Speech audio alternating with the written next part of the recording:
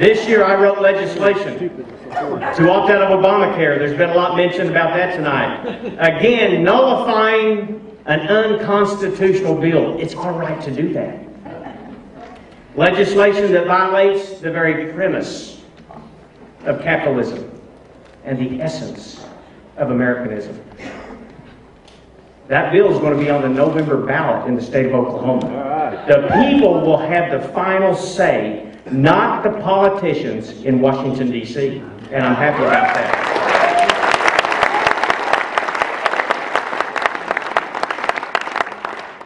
How have we gotten to this point in American history? Have you thought about it? How have we gotten to this point where we used to be a nation, one nation under God, to now we are a nation of perversion and scandal?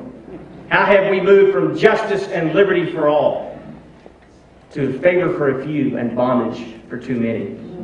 How have we gone from love of country to one of self-indulgence? In a handbasket. How have we become a nation where the people have become so dependent upon government, rather than a people who were once dependable for service and sacrifice? The answer is simple. It's right before us. We have turned our back on what is important to us. We have turned our back on what the Founding Fathers gave us, and that's sovereignty and that's freedom. But I want to make a point, and I'm almost through. We are still in control.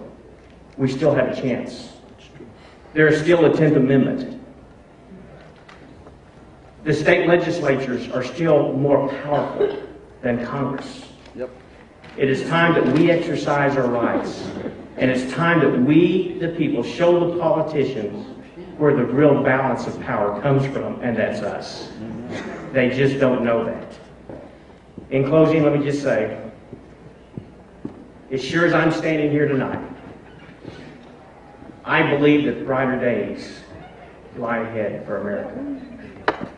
But boy, we got our work cut out.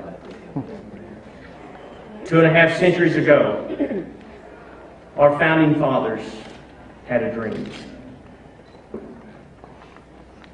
They had a dream to birth a new nation. A nation where they could worship unashamedly. A nation where they could keep the fruits of their labor.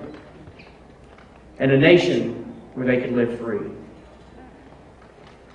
Folks, tonight, I too have a dream. I have a dream that once again the children of God will declare their faith without fear or shame.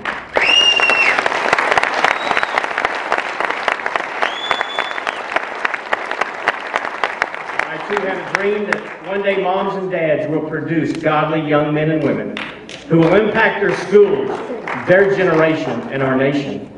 I too have a dream that our families will be restored with godly fathers who understand their role as the spiritual leaders of their home.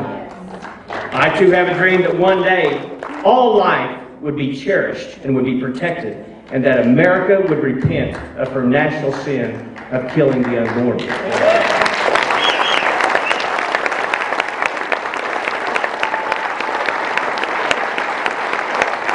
I too have a dream that America would return to the faith of our founding fathers, and churches would be filled again with pastors who would speak with authority on moral, spiritual, and yes, political issues. I too have a dream that men and women who run for office would do so out of a desire to serve others from a conviction of moral purity and constitutional truth.